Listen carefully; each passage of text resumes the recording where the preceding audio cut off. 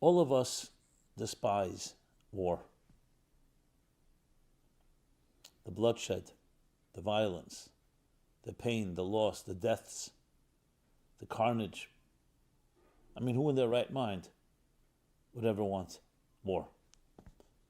I should qualify that there are people clearly in history, as well as today, that for one reason or another, I don't want to think that they're wired that way, but whatever circumstances led, they're warlike. They like war. I'm sure they don't like to be killed, but they like war, whether it's for conquest, for control, for an ideology, however it's justified. But there are people like that. I'm sure you meet people at work. They like to argue. Now, I'm not suggesting argument means war, but it's the same idea. Most of us don't. Why would we like to argue? We don't like confrontation. And I'm not talking about the fear of confrontation. We want to be pleasers and we don't stand up for ourselves due to lack of self-confidence or insecurity and so on.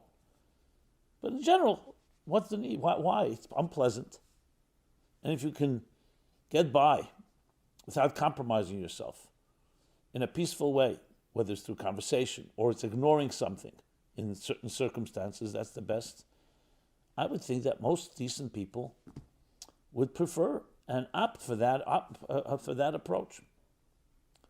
So I think we can all agree that most of us, at least, war, battle, and I'm talking about the most extreme form of it, where you're actually going to war, where there's life and death at stake, and people will be hurt and killed, including civilians, including innocent people, that most of us, that would not ever be our first choice.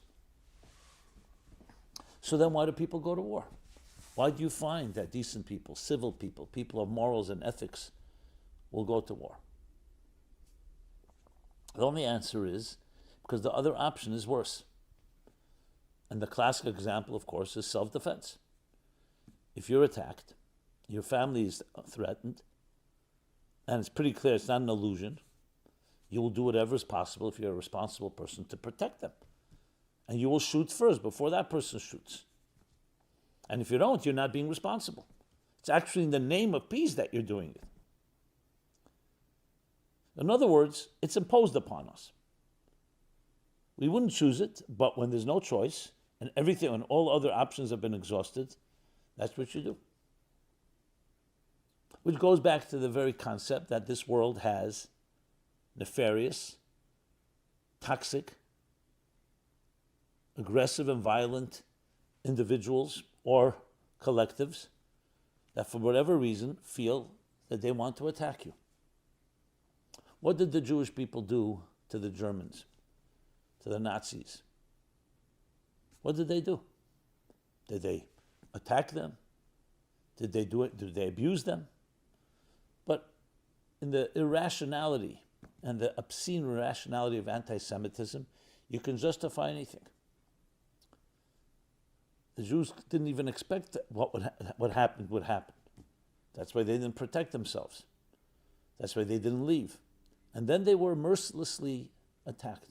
I know I'm using the most extreme example of all. And it comes down to what? What did they do? Did they threaten to take away part of Germany?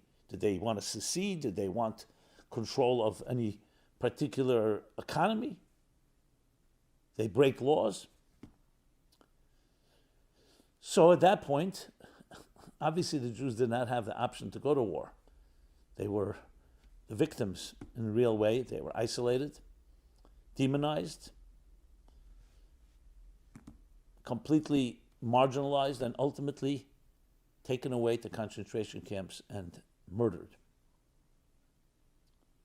But if they had the capacity, when you see such an enemy, obviously you do everything possible, not because you want war, not because you like blood, God forbid. So that's the most classic example, self-defense. There could be other examples that people go to war. I'm not justifying it. I'm just, self-defense, I think we all can understand. But you have ideologies. People think that someone's a threat to them, ideologically. And they feel that they need to conquer them, or humiliate them, or destroy them. This has been the justification of many warmongers throughout history who felt that their nation was superior. They wanted the other nations' resources, and they went to war. Can you find some truth to some of their grievance or some of their reasoning? I'm sure. But that's not the war that we're talking about, that we can say, oh, okay, let's do that. Because who gave you a right? How do you even know? Are you speaking in the name of God, that you know your ideology has to destroy any other ideology? But I don't want to digress. I want to go back to, so why would we go to war? Only because it's a last resort. And in that case,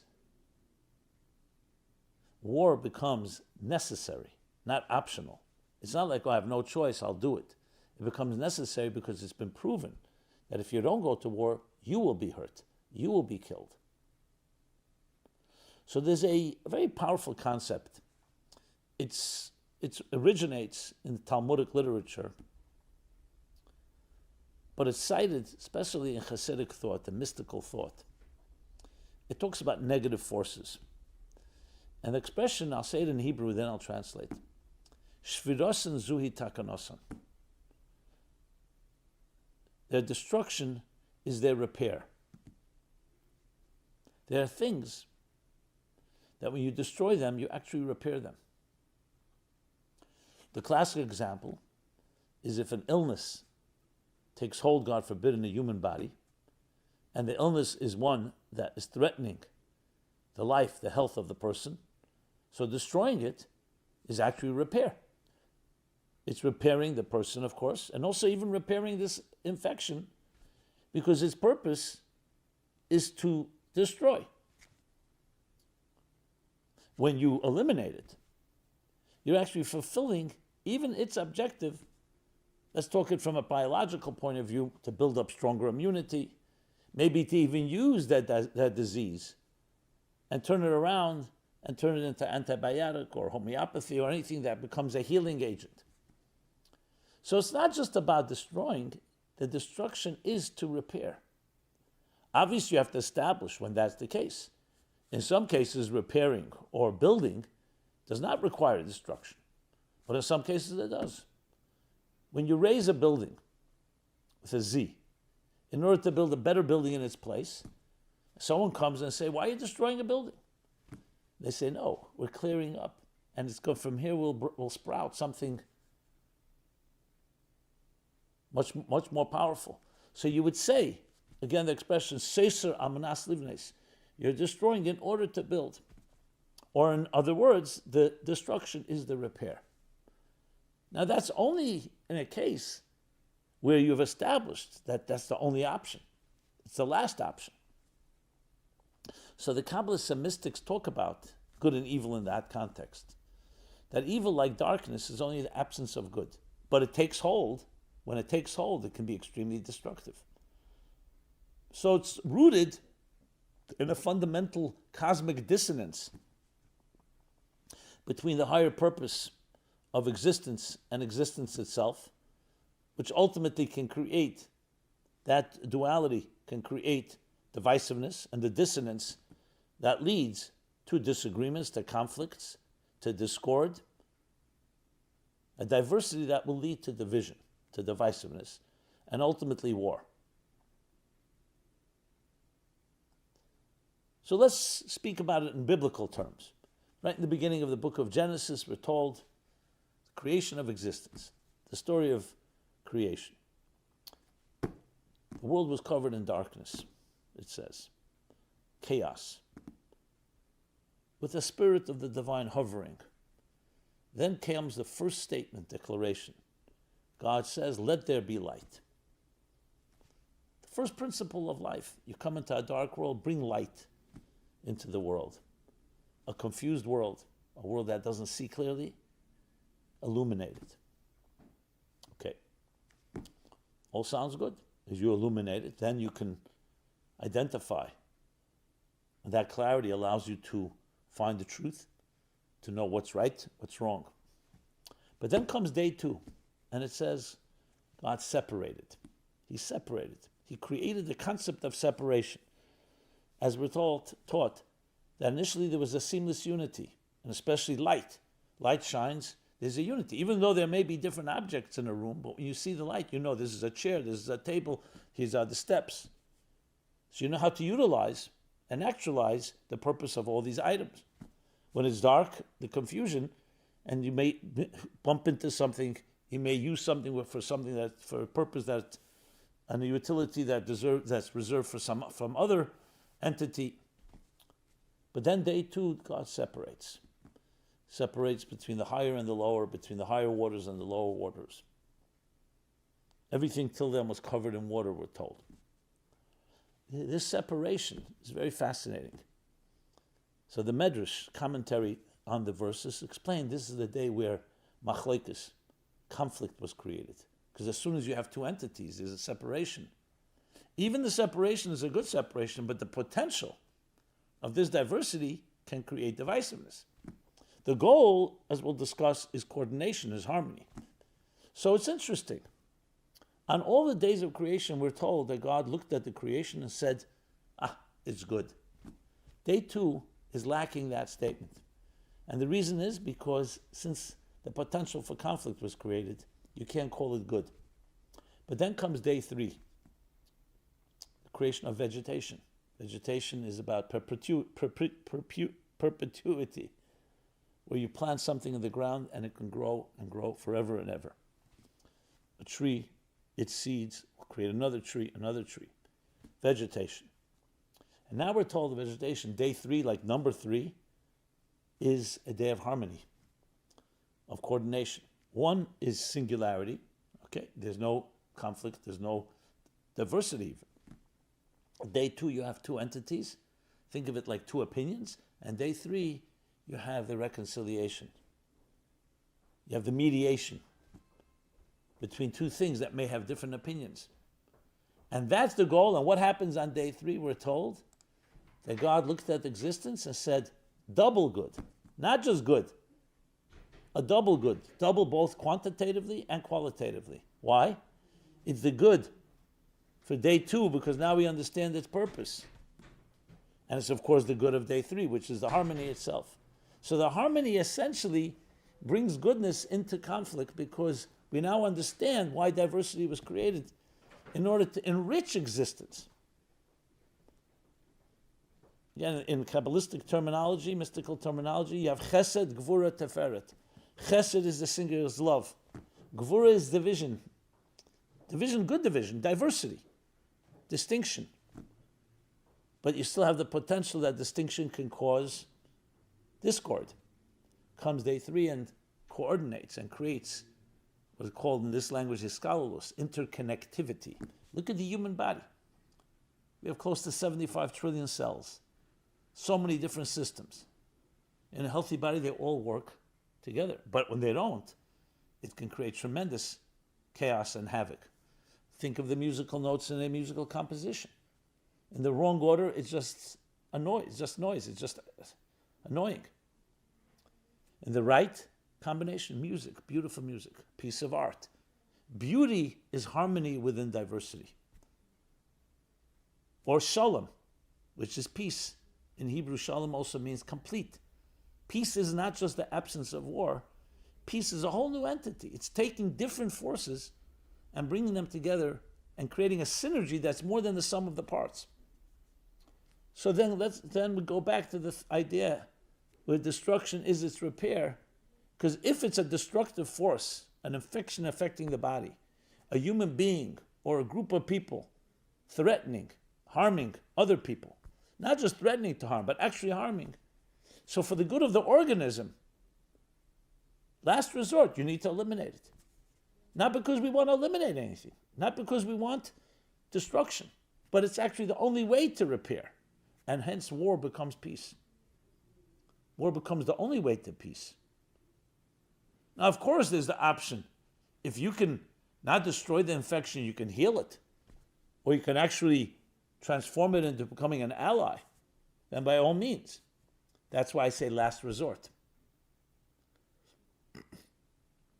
Now, I understand that people will say, well, this argument could be made in both directions if everyone has their grievances.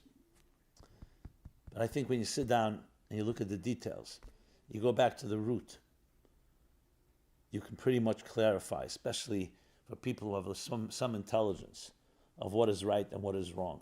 This doesn't mean that everybody's perfect, but there are certain principles that we can consider right and wrong. You can also justify Nazi ideology. You can find all kinds of explanations, as they did. They rationalized it that the Jewish people were like an infection. That's how it was explained. And eliminating the infection is good for the Aryan and good for the globe, for the universe. I don't want to even repeat, God forbid, what these people said. So this is the case on a personal level and a collective level. And it's critical to know, because this is not about being violent, being aggressive, hurting anyone. It's actually about bringing peace. And the interesting thing, it brings peace also to the people who you had to destroy. That's the key. It's not that you won and you eliminated. When finally Germany and Japan surrendered, unconditional surrender, after much destruction, not only was peace created, these two nations today are superpowers, have risen, are allies with the allies. With who 80 years ago they were fighting a blood war that cost tens of millions of people's lives. So what happened at the end? Was it destruction or was it construction? War became peace and created a more peaceful world. Now, would we have preferred that it happen without all that loss? Of course. But it wasn't meant to be. For whatever reason. And the same is true when we're dealing with today. And that's what, when people go to battle, and they know this in their moral conviction, they know, I'm not here to kill anyone. I'm here to bring peace to the world. You forced me into a situation due to different actions. I'm not getting now into those that justify that behavior that led to this war. It's a different discussion, and we've had it. I'm talking about once you understand that, yes, you may have grievances, but there are certain things you just don't do. Yes, there are lines in this world, both in your family, in your community, and also among nations. And no propaganda and no brainwashing and no alternative narratives that obfuscate intentionally and to deliberately exclude certain points are going to make a difference. That's how we clear-headed people try to think. And I understand I can be accused of being as subjective as anyone else. So be it. But I share. I share as I understand it. And yes, at times war becomes peace. And the opposite is also true. If you try to not eliminate and not go to war with something that should be destroyed in order to bring peace, then you're not bringing peace. You may be comfortable. It may look good. You may feel good for a little while, but it's like not attacking an infection in the body. There's no way that is going to stay that way. It will get worse. And then it'll be a lot harder to deal with afterwards. So it's not that there's like two options. It's the only way. So you can go further and say not just when war is peace, when the only way to peace is through war. Again, I don't like the word war. I don't even like to say it. But that's why we need to have this context.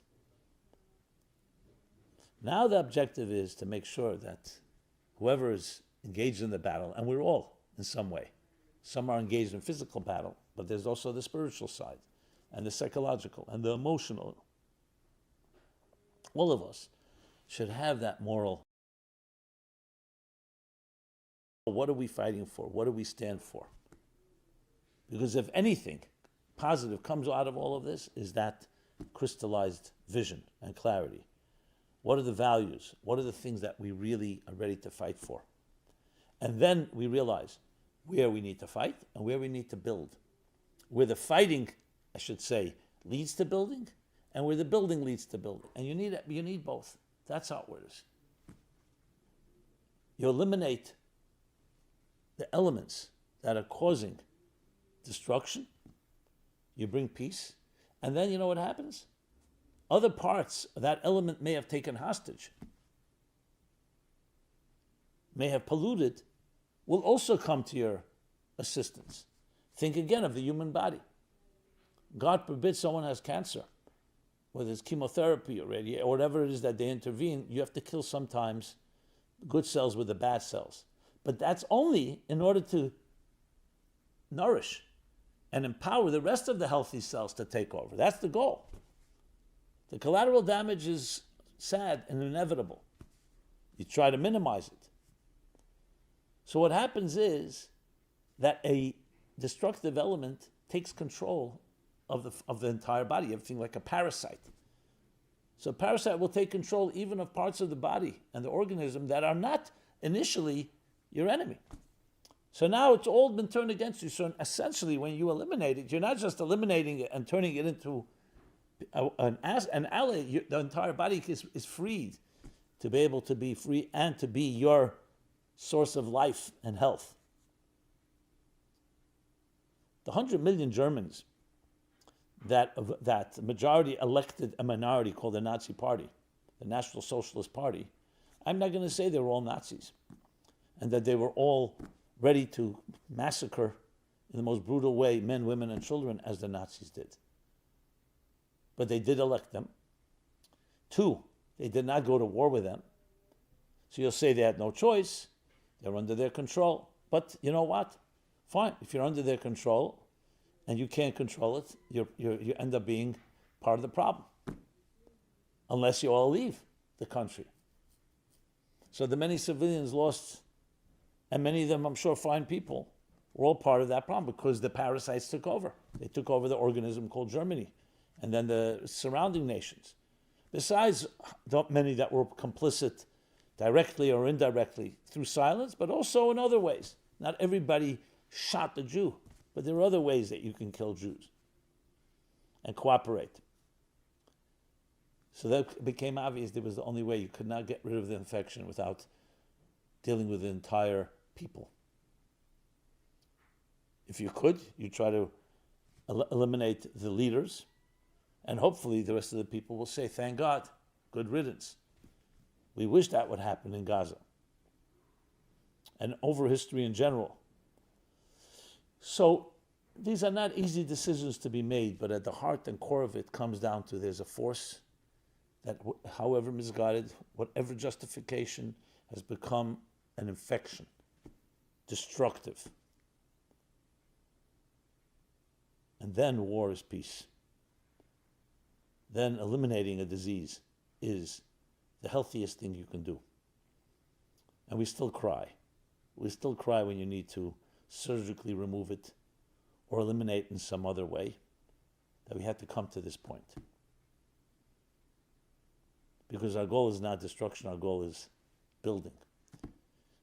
I have no doubt that if we do the right thing and have the strength and the courage to understand when war is peace and when the opposite is also true, when peace could be war, that we will finally prevail, as we always have. And we will usher in a world where there will be no longer war and no longer avarice and no longer conflict, but rather harmony within diversity. No more evil and destruction, because the world that will be filled with divine knowledge as the waters cover the sea. And the seamlessness that we spoke about in day 1 will permeate day 2 and day 3 and the rest of the days, because we shall see that harmony within diversity, how the different forces all work together and actually enrich and create something far more beautiful, a more beautiful tapestry, a more beautiful cosmic symphony than any individual could create on his or her own. May it be quickly, speedily, and painlessly. God bless you. Be well, be healthy. This has been Simon Jacobson, meaningforlife.com.